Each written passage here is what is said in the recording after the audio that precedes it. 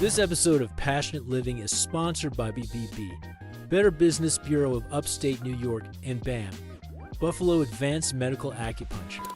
Hi, I'm Kat Miller. Welcome to the very best of Passionate Living. Now today is a very special show because our co-host, who just woke up here, he's not quite with it yet, or he would be creating mischief, no doubt. Linguini, who is one of my best friends in the world. For anybody who doesn't know who Linguini is, he is a ferret. You're a little ferret. Oh, is that a yawn? And he's one of the stars of our show today. All of our little behind-the-scene moments with Linguini, which are quite hysterical. And this show is a little bit different because I had a friend who came in from out of town, from Washington State this summer, and I wanted to have some adventures while he was in town visiting, checking out Buffalo.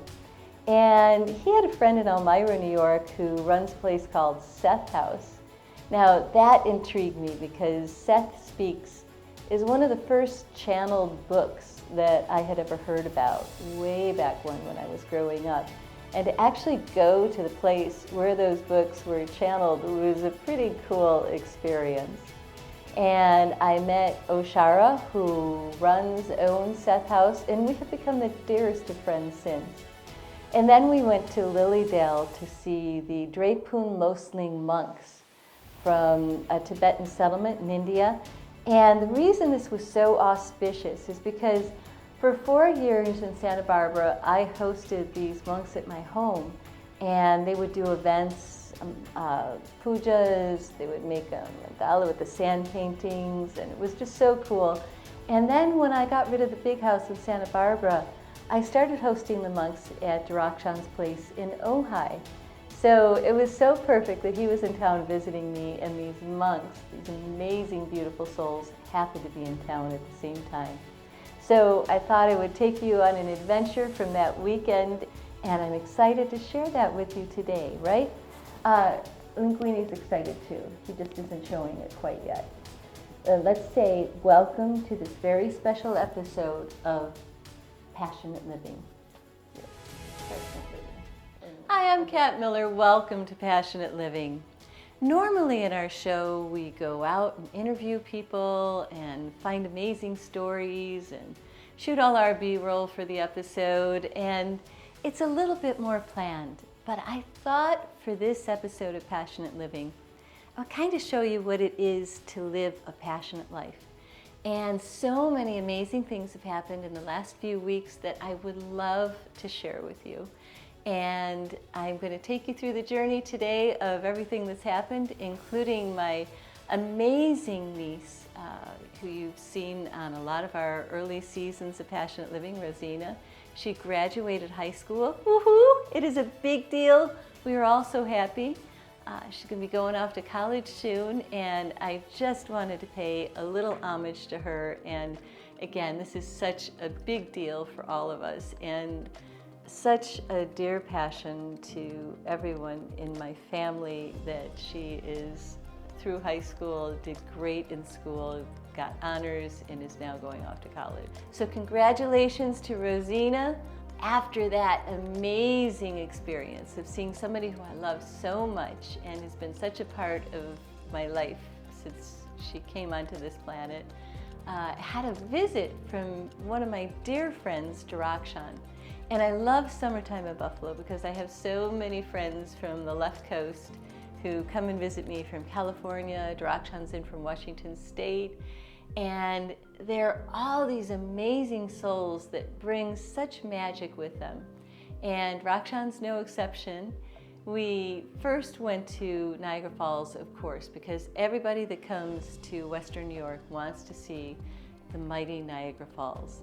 And we went up to the Skyline Towers, and I got some amazing views. And normally I don't get to go up to the Skyline Towers, so we did that. We went over to Canada, and it was just a magical, wonderful day.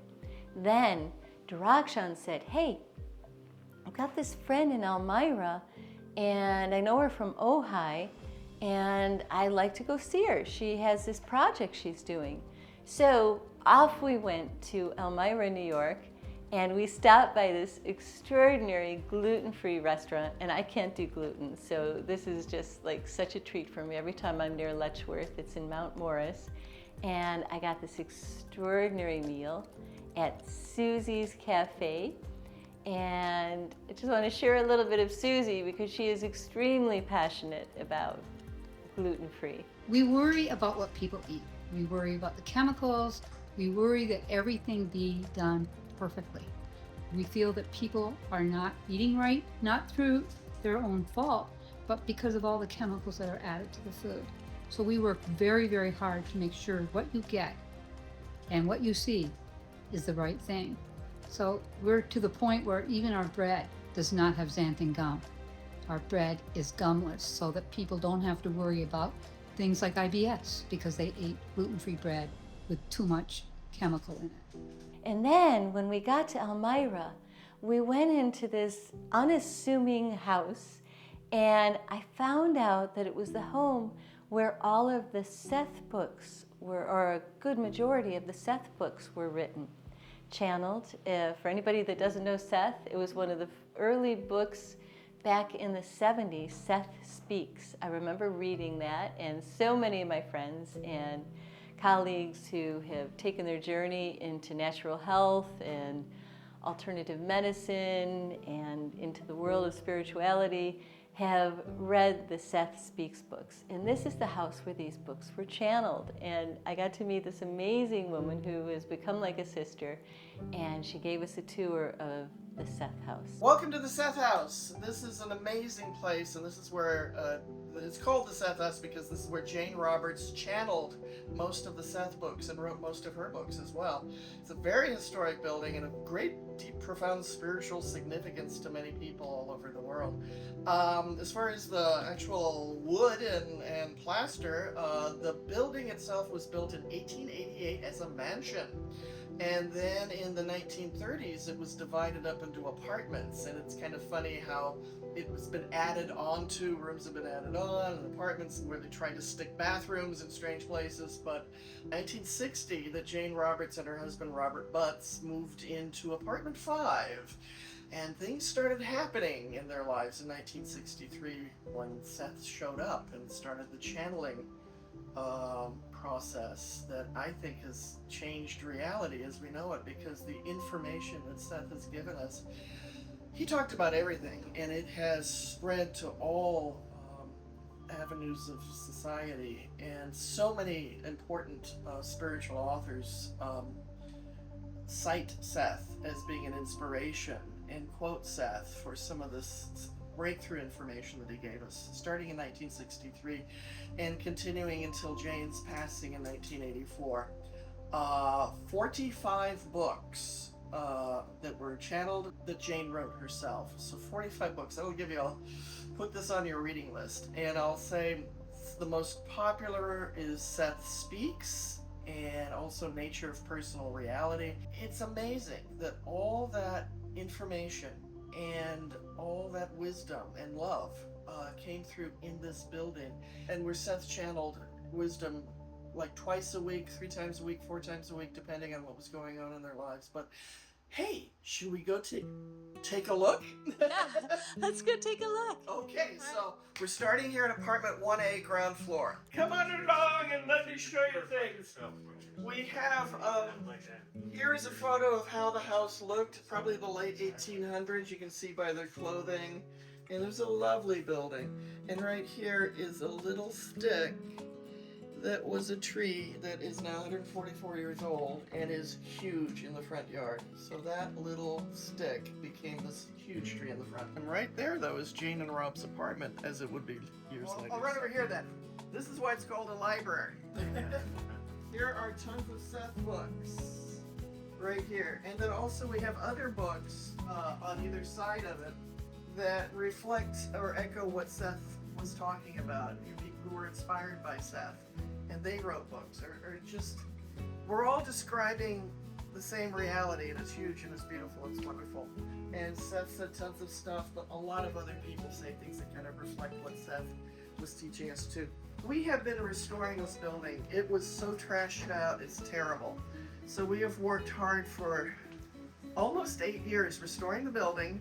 But the beauty, like, look at the leaded glass, look at the beams, look at how gracious this old house is.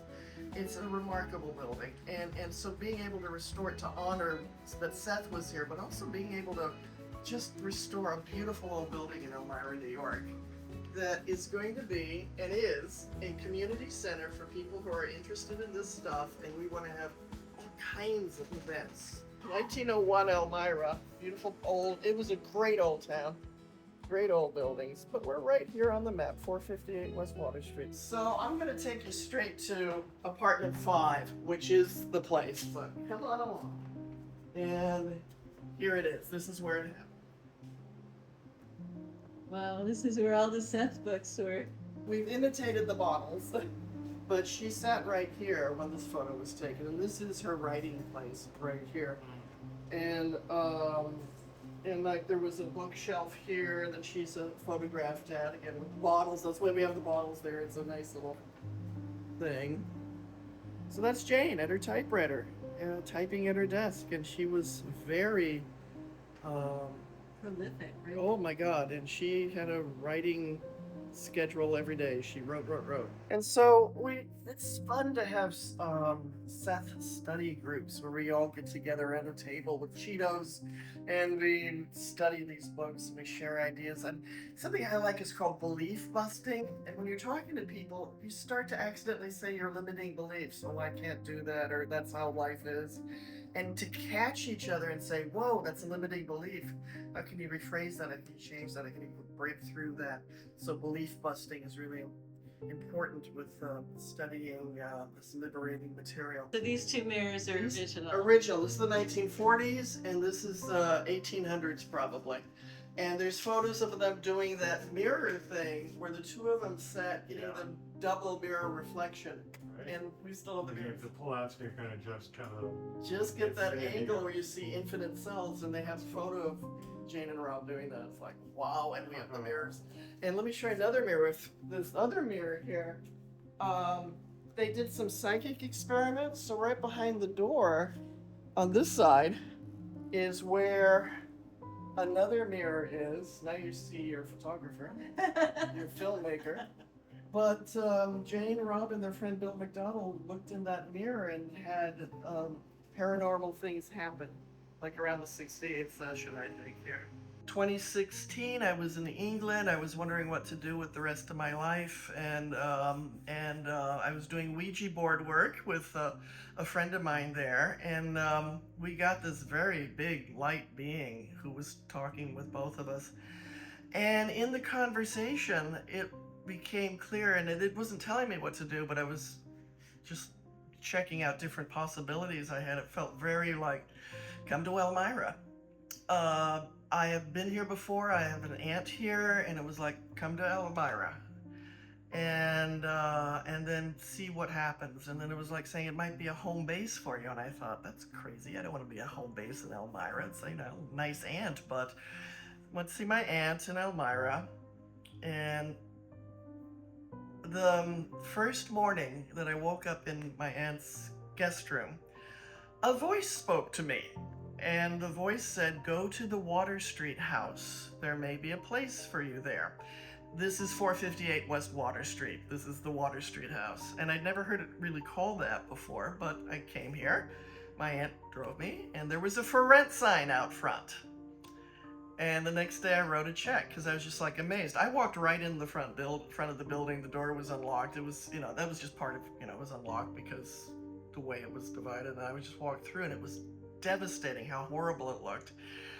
But inside and out, I was like, this is where my favorite author lived. This is where Seth spoke.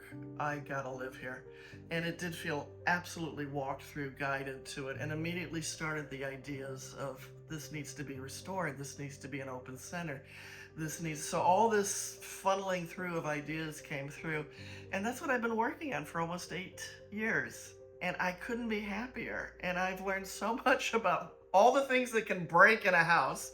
Reading the books and having them say, Rob's notes, like such and such happened at this window or at this place. And I'm sitting in the room and I can look up, it happened here. it happened there. This is where that vision was. This is where she sat in her rocker. This is where it happened. And I want other people to get that thrill and that feeling that they can read the books here and meditate here and just feel like, oh my God, it's real. And it's a feeling I want other people to share. That's all.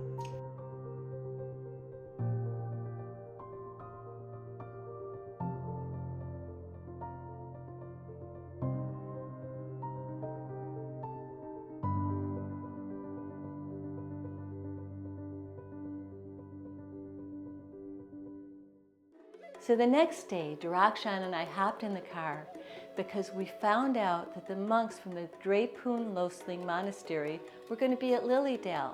And for anyone who hasn't been to Lilydale, you've got to get in the car and take a ride out there. It's extraordinary. It's the very first spiritualist community in the United States, maybe in the world. And it is this wonderful little community, little town where they have speakers come in and people give readings, and it's just extraordinary. And the Drepung Loseling monks every year do an opening at Lilydale where they play music and chant and have a mandala and do the opening ceremony for that. Well, what's really cool is I didn't know that the monks were going to be in town when Drepung was visiting me, nor did he. And for 8 years, I hosted Tibetan monks. The first 4 years were in my home in Santa Barbara, and the whole group would come for a week or two every year, and I would put on events for them and help raise funds for the monastery and the monks. And it was just an extraordinary adventure. And when I got rid of the big house in Santa Barbara, I went to Drepung, who had an estate up in Ojai, California, and asked him if he would be willing to co-host the monks with me, and he immediately said, "Monks? Yes!" So we started co-hosting the monks and brought them in every year for 4 years in Ojai, and had the most extraordinary experiences. So for the monks to actually be in Western New York when Drepung was coming to visit me here, was just, again, just completely auspicious. And I want to share a little bit of the opening ceremony with you with the mandala. And here we go.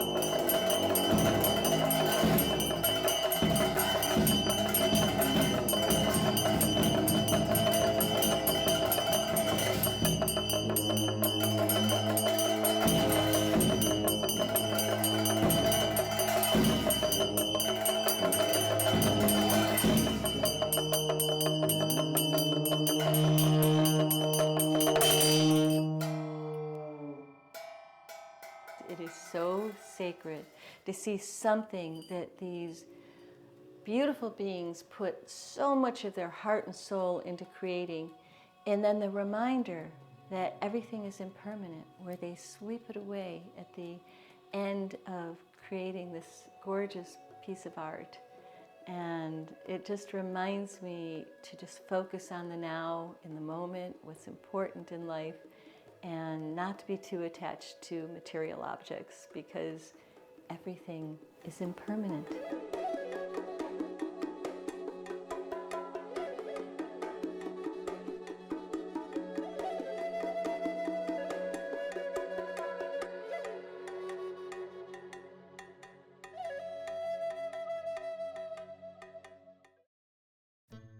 And of course, it always is such a joy in the episodes where we get to share a little bit of the adventures of Linguini. As most of you know, Linguini is my animal support ferret, my comfort ferret. He came to stay with me for 3 weeks when my son went to Thailand, and we just fell in love, and he's never left. So he has gotten to be such a bright light to everybody who meets him. And so I have 2 wonderful stories today. The first is how Linguini now likes to take showers in the morning. He's figured out how not to get too wet. So every morning I take a shower, he climbs in with me, and he hides between the shower curtain and the water. And it's like he's taking a shower. He's getting his feet wet without having to get fully immersed in the water, and it's just hysterical. Are you enjoying your time in the bathtub? You like the bathtub, don't you? The bathtub makes you happy? Oh, yes, it does.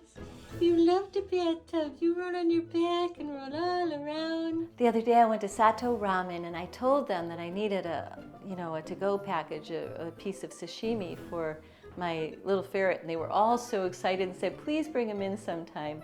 Well, I forgot my leftovers, and I called them, and they said, we have them waiting. And I said, you know what, Linguini and I are going to come in and pick them up and say thank you. So we walked in, and they had a banner out, welcome Linguini. And what you don't see in this video is that they were all screaming and chortling and just so excited to have Linguini walk through those doors. And Linguini has gotten to be quite an ambassador of joy in this world. Oh, sashimi! Ooh. It won't let me do 0.5. I threw some extra in there for you. I didn't know if you liked everything, so I just did all salmon. Oh my God! You're gonna get All salmon! All salmon for you! Thank you so much for watching today, and remember, it's so important to just say yes to life. Whenever anything's happening, I was tired and I almost didn't want to drive out to Elmira for that trip to Seth House, and it was just such an extraordinary experience. And I got like my little affirmation. I love when things happen synchronistically in life, and we were sitting in the parlor of Seth House, and one of the young people that was there touring the house that day opened up one of the Seth books. And as he started to read a passage where the lights went out in Elmira because of a storm, all of a sudden there was raining outside. The lights went out in the house. And not just in the house, in all of Elmira. There was like thunder and lightning outside, and it was just like, wow, that was so bizarre. And it was almost like that little affirmation of when things align in life. And these little coincidences, they kind of let you know that you're doing the right thing, that you're on your path in life. So look for those little signs along the way, and remember, again, just when you can, say yes to adventure and joy and living your passions and having a full and wonderful life. Thank you so much for watching today. Remember to press like, comment, and subscribe. And if you really love us supporting what we're doing, become a member, and we'll give you some great behind-the-scenes stuff that nobody else gets to see. And also, continue your exploration of passionate living by watching one of these awesome videos. Thanks again.